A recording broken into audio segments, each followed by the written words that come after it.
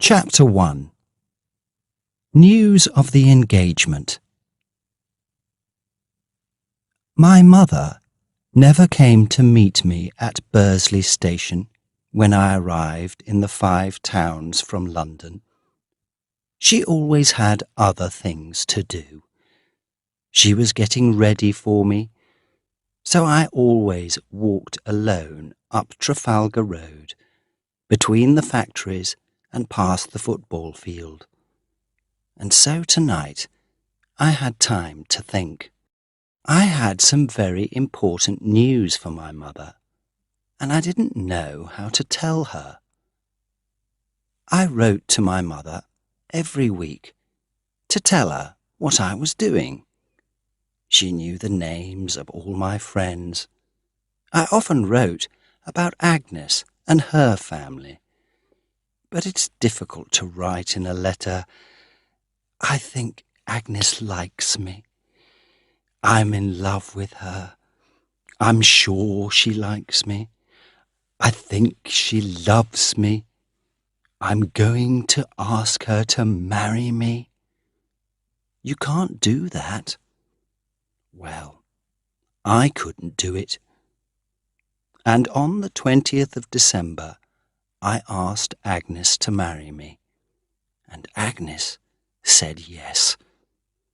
But my mother didn't know anything about it, and now, on the 22nd of December, I was coming to spend Christmas with my mother. My mother was a widow. I was her only son, and now I was engaged, and she didn't know. I was afraid she was going to be a little unhappy, and I was ready for a difficult evening.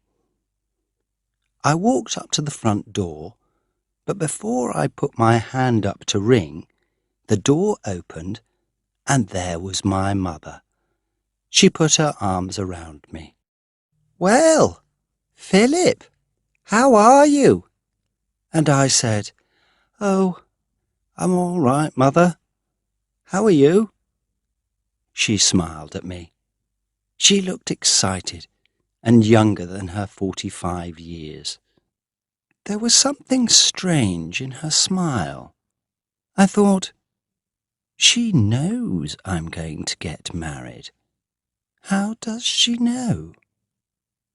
But I said nothing. You have to be careful with mothers. I'll tell her at supper, I decided. I went upstairs to my bedroom. When I came down, my mother was busy in the kitchen. I went into the dining room, and here I had a surprise. There were 3 chairs around the table, and 3 plates, and 3 glasses. So Agnes was coming. I didn't know how my mother knew, but she did know. She and my wonderful Agnes were planning a surprise for me. Agnes was coming to Bursley for Christmas. There was a ring at the door. It's Agnes, I thought, and running to the door, I opened it. It was Mr. Nixon. Mr. Nixon was an old friend of the family. He was a large, strong man of about 49 or 50. He was very helpful to my mother after my father's death. "Good evening, young man," he said.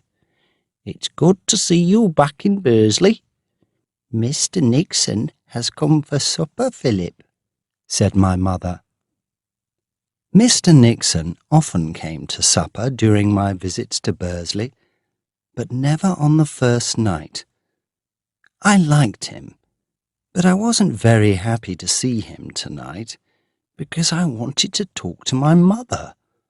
I couldn't talk to her about Agnes with Mr. Nixon sitting at the table. We started our supper. We talked about this and that, but nobody ate very much. I was thinking about what to say to my mother when Mr. Nixon went home. At the end of the meal, I told my mother that I must go to the post office. I had an important letter to post. "Can't it wait until tomorrow, my pet?" my mother asked. "It can't," I said. My letter, of course, was to Agnes. A letter to Agnes could not wait until tomorrow. I walked over to the dining room door. "A letter? To a lady?" asked Mr. Nixon, laughing. "Yes," I replied. I walked to the post office and posted my letter. When I got back home, I was sorry to see that Mr. Nixon was still there. He was alone in the sitting room, smoking. "Where's Mother?" I asked. "She's just gone out of the room," he said. "Come and sit down. Have a cigarette. I'd like to talk to you, Philip." I took a cigarette and sat down. I hoped the talk was not going to be a long one. "Well, my boy," he said, "would you like me as a stepfather?" For a second, I could not move or speak. "What?" I said. "You mean you and my mother?" "Yes, my boy, I do. I asked her yesterday, and she said yes. I've wanted to ask her for a long time. I think she knew that." "Did she tell you in her letters?" "No. It's difficult to write in a letter, of course. She couldn't really write, 'My dear Philip, an old friend, Mr. Nixon, is falling in love with me, and I think I'm falling in love with him. I think he'll ask me to marry him soon.' I don't think your mother could write that, could she?" I laughed. "Shake hands," I said. "This is wonderful news." After a moment, my mother came in, a little red in the face. "The boy's very happy, Sarah," said Mr. Nixon. I said nothing about my own plans that evening. It was something new to me that my mother could fall in love, and that a man could fall in love with her. It was something new to me that she was lonely in our old house, and that perhaps she wanted a new life. Perhaps, like all sons, I thought only about myself and my life. So I decided to say nothing about my news, and that evening my mother came first for me. I could tell her about Agnes tomorrow. We live and learn.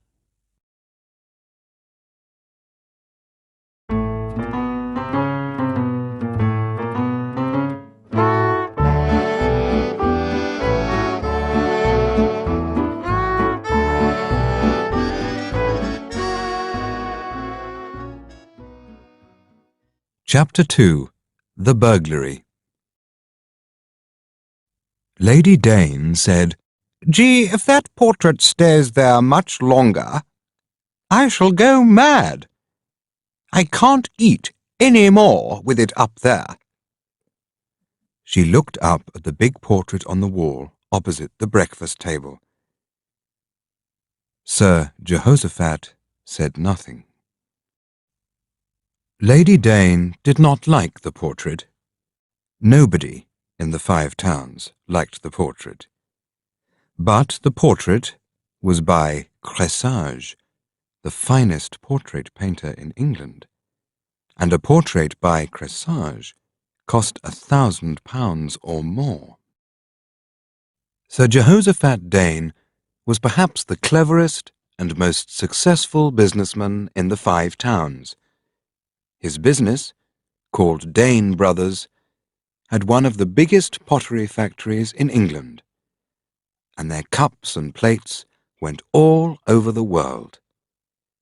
Sir Jehoshaphat was rich because he sold his pottery very cheaply and paid his workers very little. But Sir G liked to be important, so he used some of his money to pay for schools and hospitals for the people of the Five Towns. The people of the Five Towns often laughed at Sir G, but they also wanted to say thank you for the schools and hospitals. They decided to give him a portrait for a present.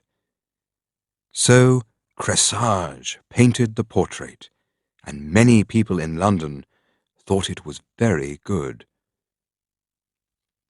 "A wonderfully clever portrait of a successful businessman from a small town. A little man who has made a lot of money, and who thinks he is very important," said one newspaper.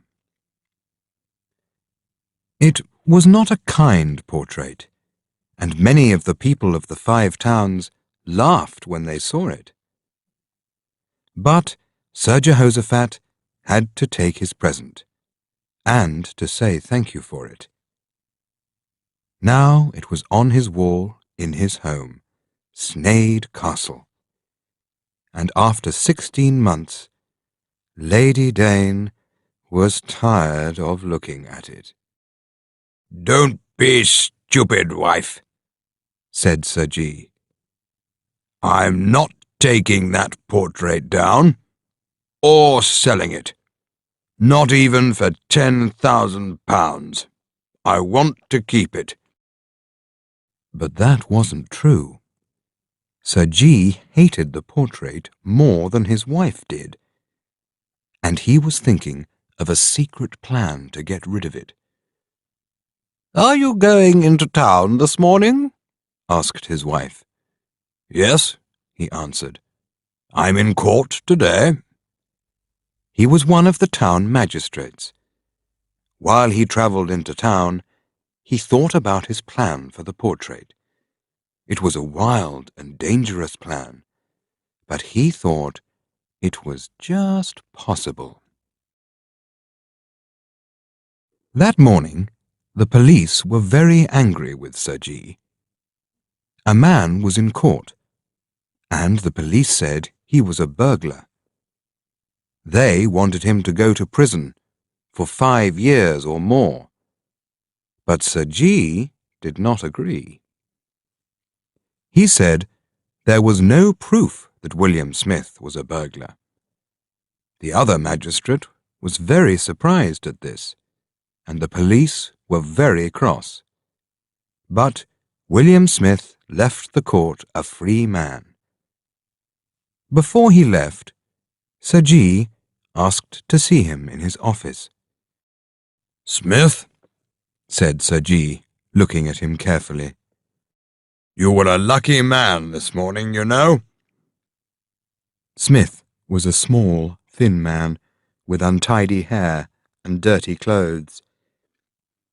"Yes, I was lucky," he answered. "And what do you want from me?" "I hope I can help you," said Sir G. "I don't know if I want help, but I never say no to money." "Sit down," said Sir G. William Smith sat down at Sir G's desk. "Well?" he asked. "I want you to steal something from my house, but it won't be a crime." "What?" Smith was very surprised. "In my house, Sneyd Castle, there is a portrait of myself. I want someone to steal it. Steal it? Yes. How much will you pay me for doing it? Pay you? Said Sir G. It's a crissage. You'll get £2,000 for it in America. And Sir G. told Smith the story of the portrait and why he wanted to get rid of it. Smith thought for a minute and then said, All right, I'll do it, just to help you. When can you do it? Tonight? No, said Smith. I'm busy tonight. Well, tomorrow night? I'm busy tomorrow, too. You're a busy man, said Sir G. Well, business is business, you know, said Smith. I can do it the day after tomorrow. But that's Christmas Eve. Well, it's either that or Christmas Day. I'm busy again after that. Not in the Five Towns, I hope, said Sir G. No, there's nothing left in the Five Towns. So they agreed on Christmas Eve. Now, said Sir G, I'll describe the rooms in Sneyd Castle to you. Then you'll know where... William Smith looked at him and laughed loudly. Describe the rooms to me? Do you think I'm stupid? I'm a businessman. I know Sneyd Castle better than you do. On the afternoon of the 24th of December, when Sir Jehoshaphat came home to Sneyd Castle, his wife was packing suitcases. The Danes were going to their son's house for Christmas. Their son John had a new wife and a new baby, and he wanted to spend Christmas in his new home with all the family. Sir G. said nothing to his wife immediately. He watched her for a while, and then later, during tea, he said suddenly, I can't come to John's house this afternoon. Oh, G, she cried, you are difficult.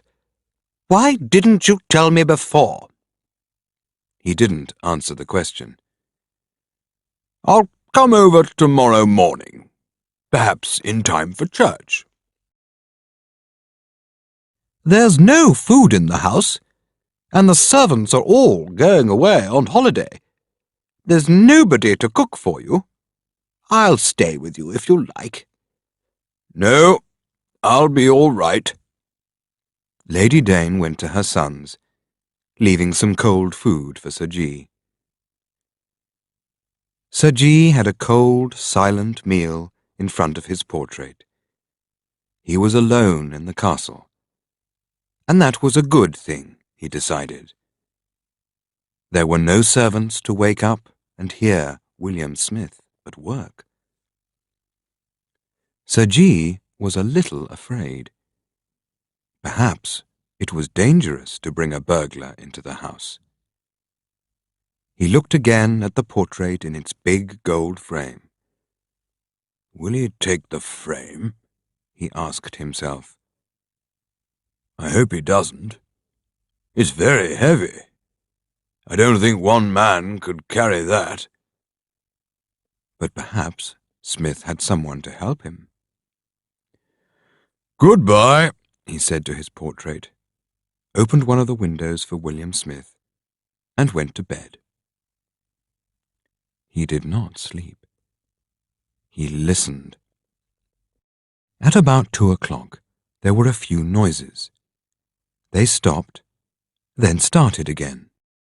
Smith was at work. Sir G got out of bed quietly, went to the window, and looked out carefully. 2 men were carrying something large and square across the garden. So, Smith had a friend, and he was taking the portrait and the frame. Sir G went back to bed. He slept for a few hours and then went downstairs. The portrait was on the floor with some writing across it in big white letters.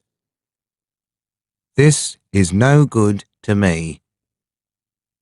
It was the big gold frame that was missing. And that wasn't all. Plates, knives, forks, spoons, cups, everything made of silver was also missing. There was not a single silver spoon left in the castle.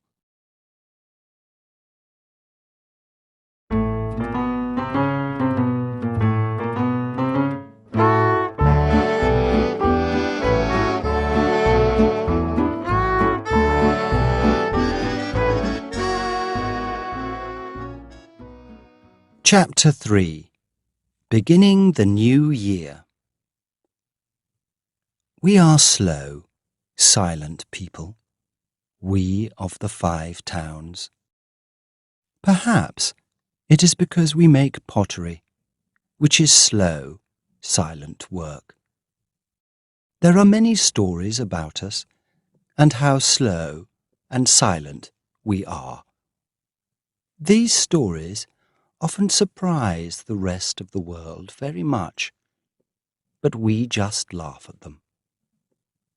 Here is an example. Toby Hall was born in Turnhill, the smallest of the 5 towns. Last New Year's Eve, he was travelling by train from Crewe to Derby, which was now his home town. He got out of the train at Knype, in the centre of the 5 towns, for a quick drink. The station was busy, and he had to wait for his drink. When he returned to the train, it was already moving. Toby was not a young man. He couldn't jump on the train, so he missed it. He went to speak to the man in the station office. "Young man," he asked, "when's the next train to Derby?" "There isn't one before tomorrow." Toby went and had another drink. "I'll go to Turnhill," he said to himself slowly, and he paid for his drink. This was his first visit to the 5 towns for 23 years. But Knype Station was still the same, and so were the times of the trains to Turnhill. The train was the same too. In 20 minutes, he was leaving Turnhill Station and walking into the town. He walked past a number of fine new buildings. In the town centre, almost everything was different. He walked on, into smaller streets, and at last came to Child Row. The old houses here were the same as always, and he looked at one small house very carefully. The light was on, so there was somebody at home. He crossed the street to the house.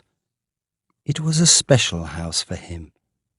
Number 11 it was, and is, because 24 years ago it was his home. 24 years ago, Toby Hall married Miss Priscilla Bratt, a quiet woman of 23. The house belonged to her. The 2 young people were perhaps not really in love, but they liked one another. Their only problem was the house. Priscilla often said that the house belonged to her. Toby knew that. Everybody in Turnhill knew that. She didn't have to say it so often. Toby asked her not to, but she didn't stop. He was happy to live in his wife's house, but he didn't want to hear about it every day. And after a year, it was too much. One day, he put some things in a bag, put on his hat, and went to the door. "Where are you going?" asked Priscilla. He stopped for a minute, then answered, "America." And he went.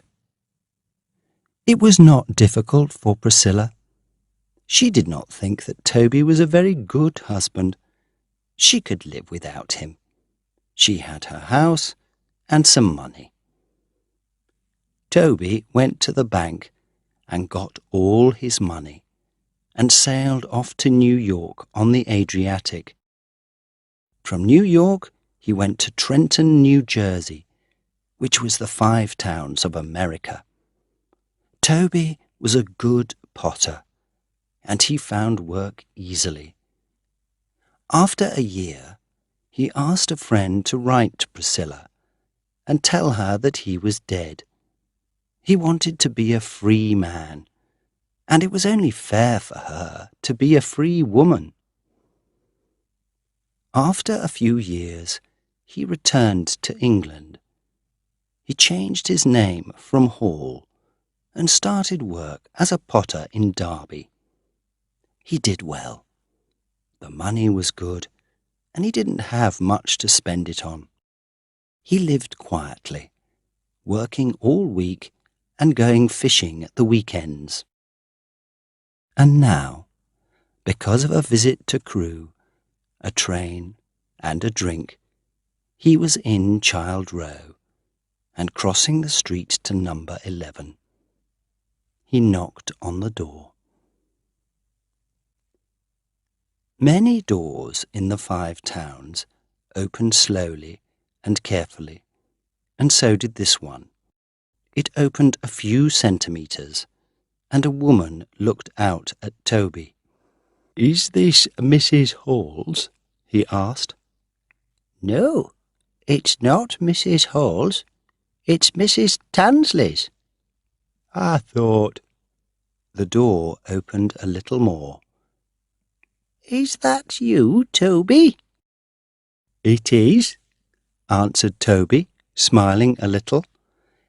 "Well, well," said the woman. "Well, well." The door opened a little more. "Are you coming in, Toby?" "Yes," said Toby, and he went in. "Sit down," said his wife. "I thought you were dead. Someone wrote to me." "Yes," said Toby, "but I'm not dead." He sat down in a comfortable chair by the fire. He knew the chair, and he knew the fire. He put his hat on the table. Priscilla locked the door again and sat down herself. Her dress was black, and like Toby, she was getting a little fat. "Well, well," she said. "So, you've come back?" "Yes." They were both silent for a minute. "The weather's cold, isn't it?" he said. "Yes, it's been a cold winter." Another silence. What were they thinking and feeling? Perhaps they weren't thinking anything very much. "And what's the news?" he asked. "News? Oh, nothing special." There was a picture above the fire. It was a picture of Priscilla when she was young. It surprised Toby. "I don't remember that picture," he said. "What?" "That." He looked up at the picture. "Oh, that. That's my daughter." "Oh!" Now Toby was surprised. "I married Job Tansley," said Priscilla. "He died 4 years ago." "She's married," she said. looking up at her daughter's photograph. She married young Gibson last September. Well, well. They were silent again. That's a good fire, said Toby, looking at it. Yes, it is. Good coal. 70 pence a ton. Again they were silent. Is Ned Walklate still at the pub? Toby asked. I think so, said Priscilla. I think I'll go round and have a drink, said Toby, standing up. He was unlocking the door when Priscilla said, You've forgotten your hat, Toby. No, he answered. I haven't forgotten it. I'm coming back. They looked at one another, speaking without words. That'll be all right, she said. Well, well. Yes. And he walked round to the pub.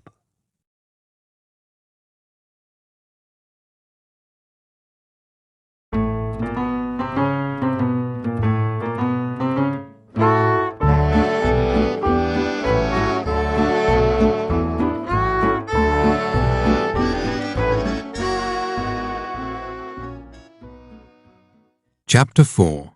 The Silent Brothers. John and Robert Hessian, brothers and bachelors, sat together after supper in their house in Oldcastle Street, Bursley. Both brothers were wearing black, because of the death of their older sister 3 months ago. Maggie, the servant, came in to take the supper things off the table. "Leave the coffee, Maggie," said John, the elder brother. "Mr. Liversage is coming to visit." "Yes, Mr. John," said Maggie. "Slate, Maggie," said Robert. "Yes, Mr. Robert," said Maggie. The slate was on a table near the fire. Maggie gave it and its pencil to Robert. Robert wrote, "Why is Liversage coming?" And he pushed the slate across the table to John. John wrote on the slate, "I don't know. He telephoned.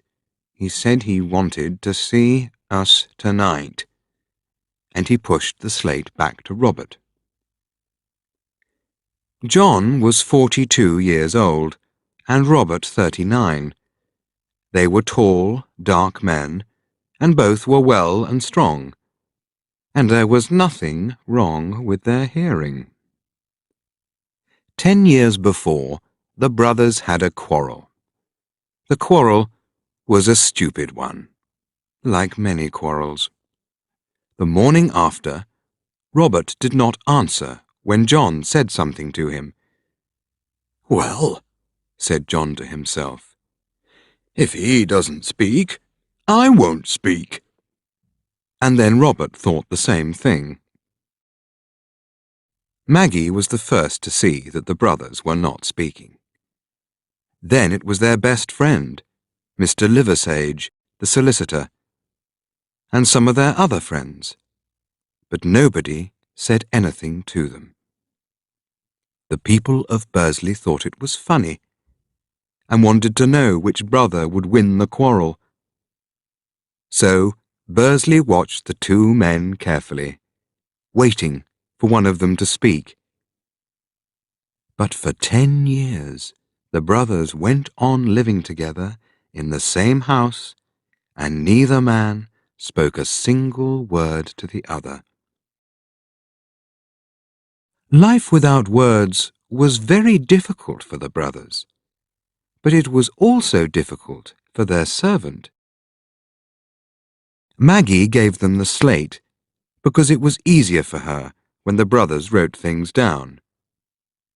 It was difficult for their friends, too. They began to be a little bored when, at parties, each Hessian talked to everybody in the room, but not to his brother.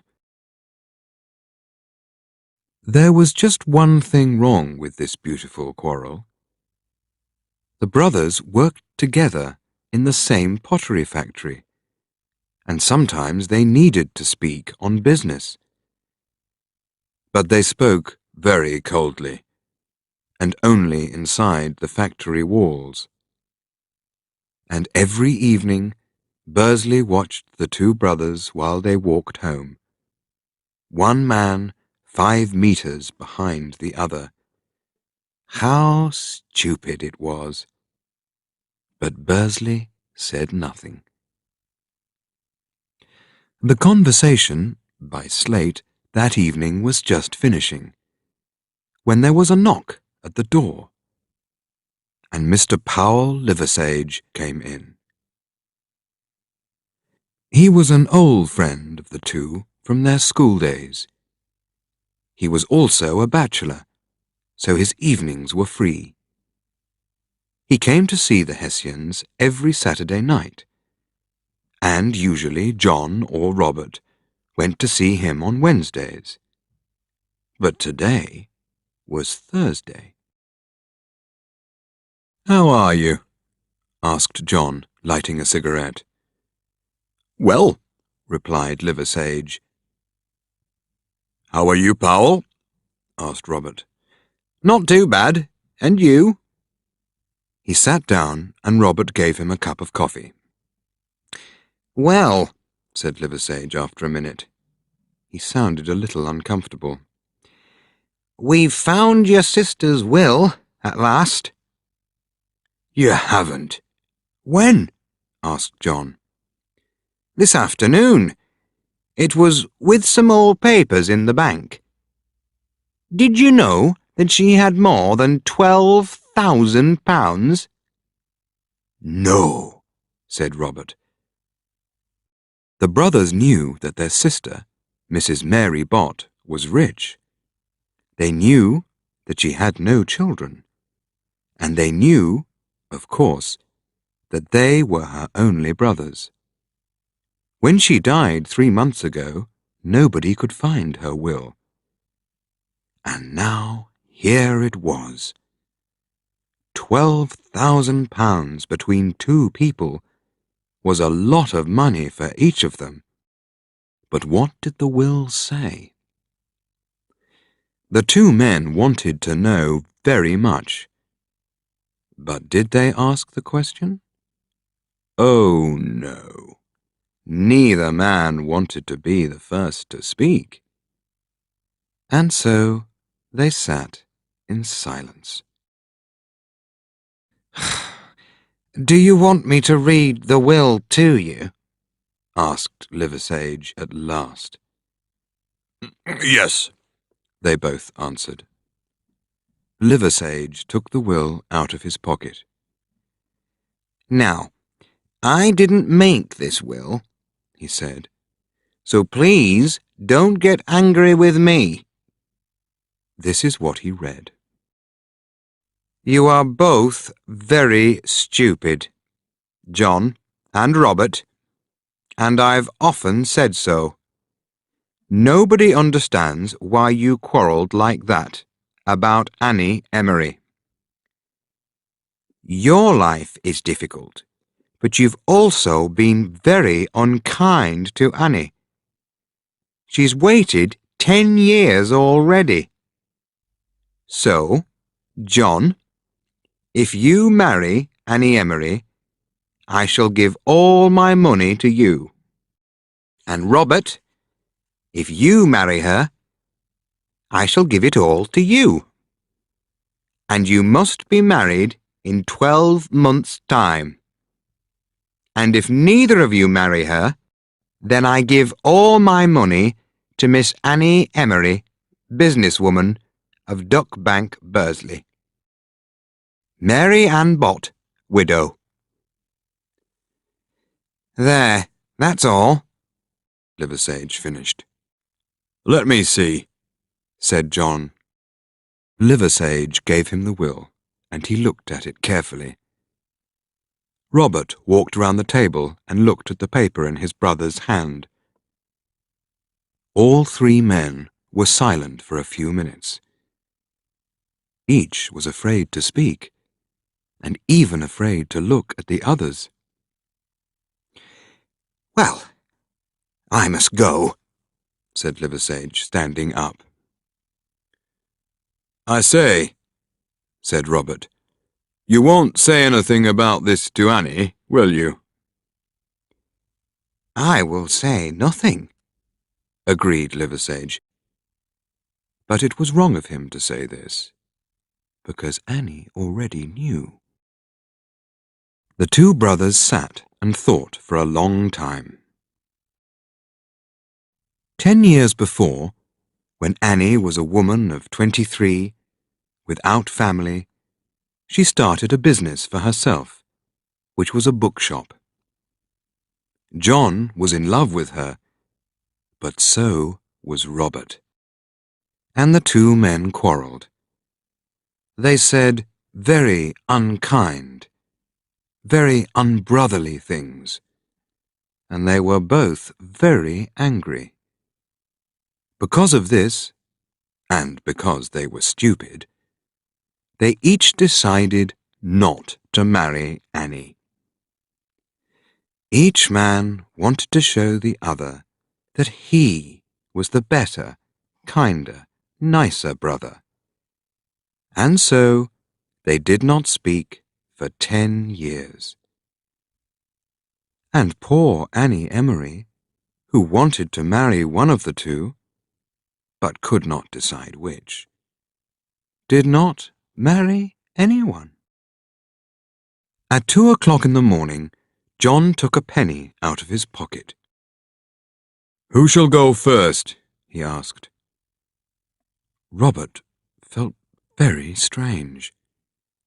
His elder brother was speaking to him for the first time for 10 years. For a minute, he couldn't speak. John tossed the penny and put his hand over it. "Heads or tails?" he asked. "Tails," said Robert. But it was heads. On Friday evening, John knocked on the side door of Annie Emery's shop. While he stood there, he began to feel afraid. He still wanted to marry Annie, that was true. But how could he explain the last 10 years? He began to hope that Annie was not there. But the door opened, and there she was. "Mr. Hessian," she cried with a bright smile. "I was just walking down Duck Bank," he said, "and I thought—" And in 15 seconds he was inside the house, sitting down.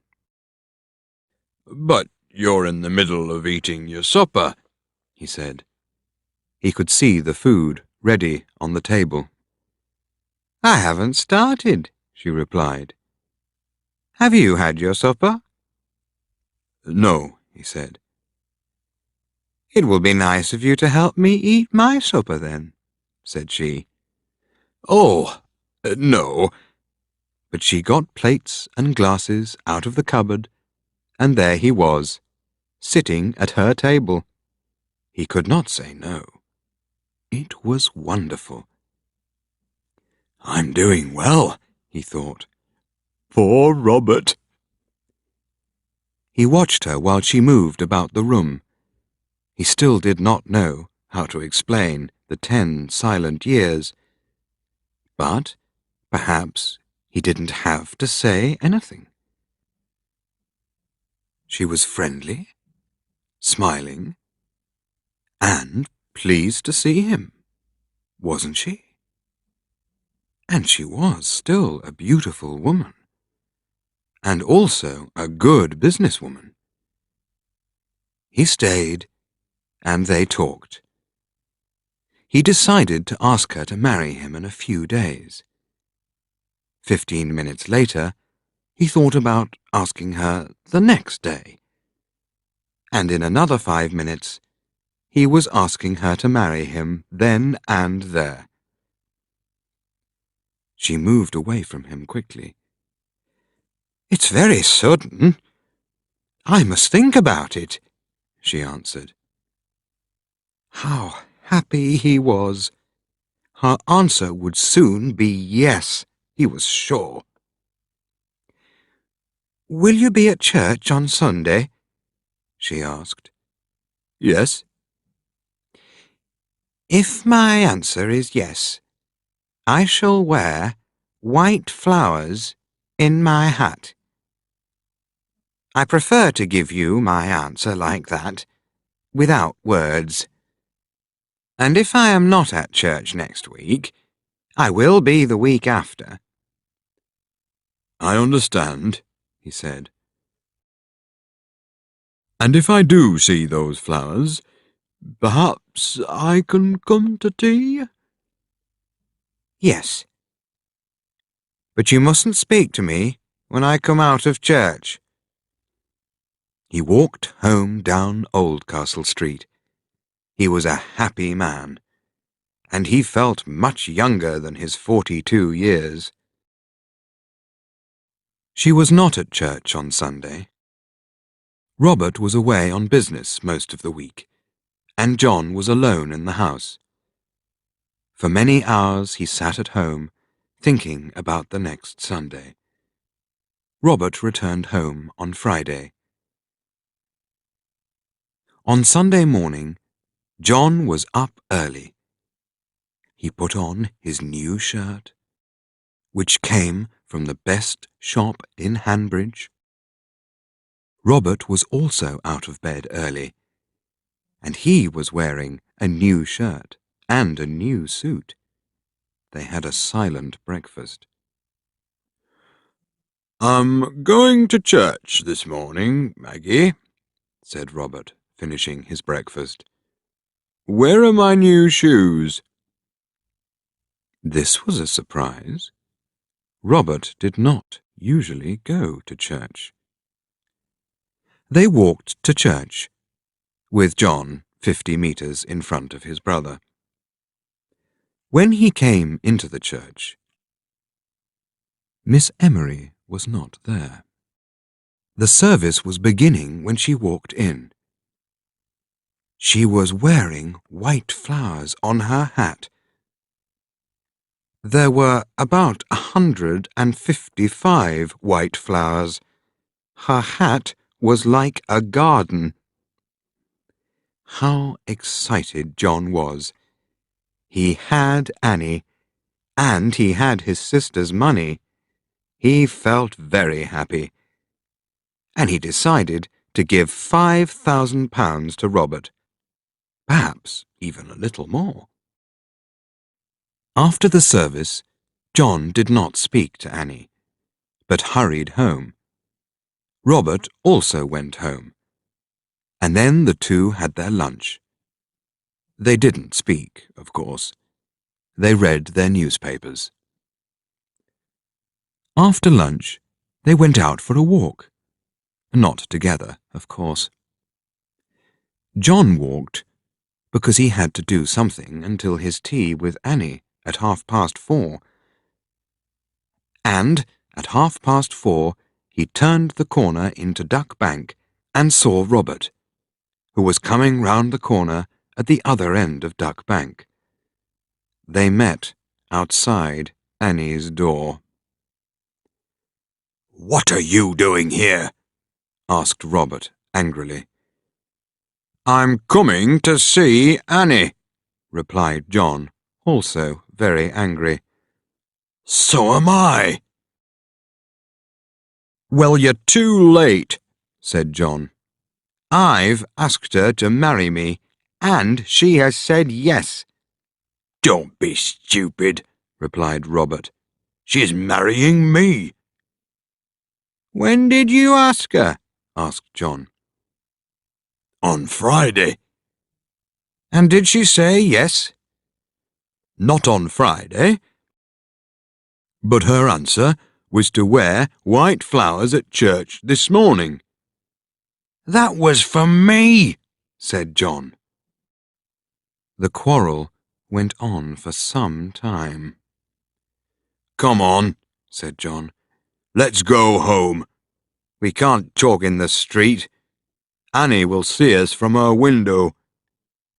They walked home quickly, and the quarrel went on at home all afternoon. It got noisier and angrier, and at 6 o'clock Maggie came into the room. She told the brothers that they must stop fighting at once. She then told them that she was leaving their house forever. Why did you do it, my pet? Asked Powell Liversedge. He and Annie Emery were sitting in the garden of his house in Trafalgar Road.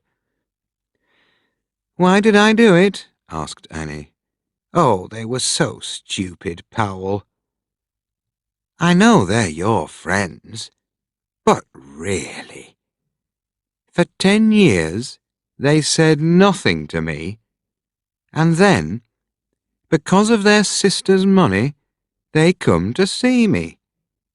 And Powell, they were so stupid. They really thought that I liked them. I wanted them to meet at my house because I wanted to tell them what I thought of them. But I was watching from my bedroom window when they met in the street. They started to quarrel again, and then they went away. Well, they'll be angry with me, I'm afraid, said Powell, when they find out that we're going to get married. They'll say I want to marry you for the... I don't want the money, dear, said Annie. They can keep their £12,000. Powell was a little sorry to hear this, but he said, Yes, of course, dearest, and took Annie's hand. Just then, Powell's mother, who lived with him, came down the garden. Powell, she said, John Hessian's here. He wants to see you. I must go, said Annie. I'll go across the fields. Good night, Mrs. Liversedge. Good night, Powell. Liversedge went into the house and found John. Powell, he said, I've quarrelled with Robert. I can't stay at home. Can I sleep in your spare room? Of course, John. Of course. I think I'll go to bed now, if that's all right. An hour later, there was another knock at the door, and Liversedge opened the door to Robert Hessian. Hello, Powell, said Robert. Can I sleep here tonight? I've had a terrible quarrel with John, and Maggie's gone, and I can't stay in the same house as John. But what? Look, I can't talk. I'll go up to your spare room. All right, said Liversedge. He took Robert up the stairs, opened the door to the spare room, pushed him in, and closed the door. What a night!